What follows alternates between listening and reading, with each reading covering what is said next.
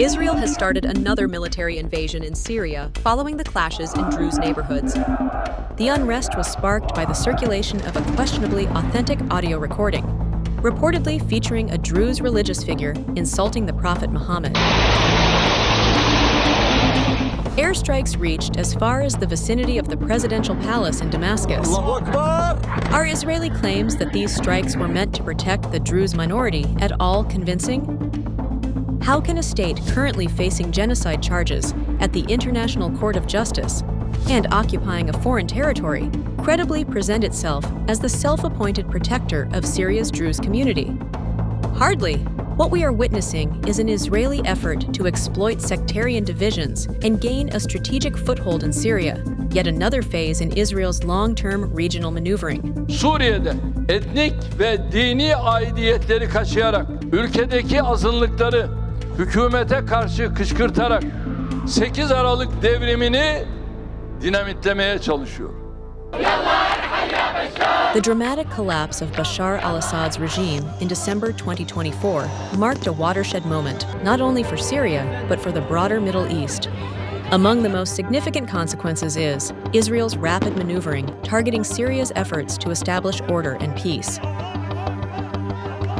Before Assad's fall, the ties between Israel and the Druze community were peripheral.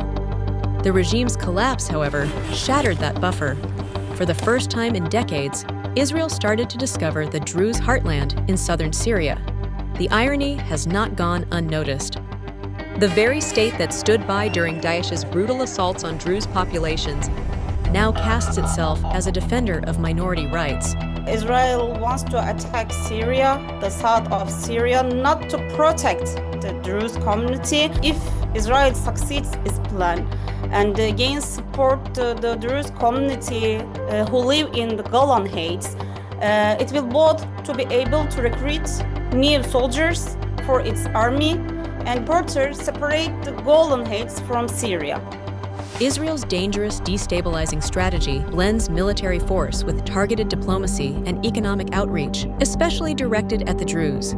In violation of international law, Israeli forces once again advanced up to 15 kilometers beyond the Golan demarcation line, backed by nearly 500 airstrikes in the first few days. Israel's assaults targeted not only military bases, but also the civilians.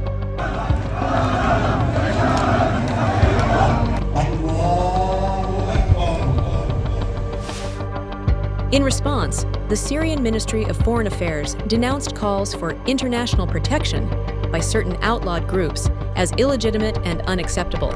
Alongside its military incursion, Israel launched a coordinated effort to win Druze support. נחזיק באזור הביטחון ובחרמון ונוודא שכל מרחב הביטחון בדרום סוריה מפורז ונקי מנשק ומאיומים ונגן גם על שלומם של הדרוזים במרחב. The Israeli state framed itself as a benevolent guardian, issuing warnings to Syria's transitional authorities and conducting so-called warning strikes. Israel wants to use some tools in Syria. And the Druze community is the best tool for Israel. Why? Because Israel really knows minorities in the Middle East.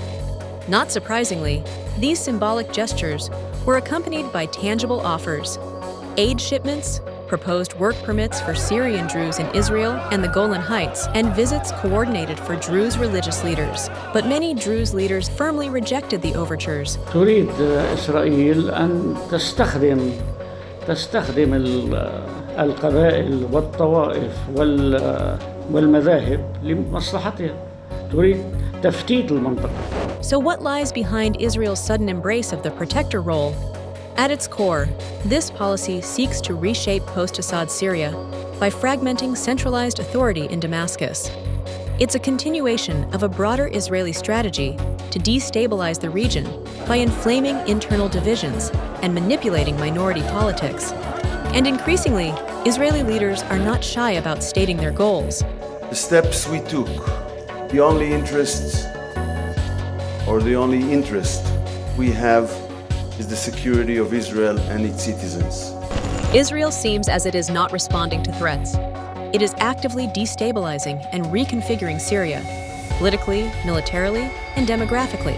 Netanyahu wants to make a buffer zone in southern Syria like he did in southern Lebanon, so to ensure its security in Israel. But the problem is Syria is not attacking Israel.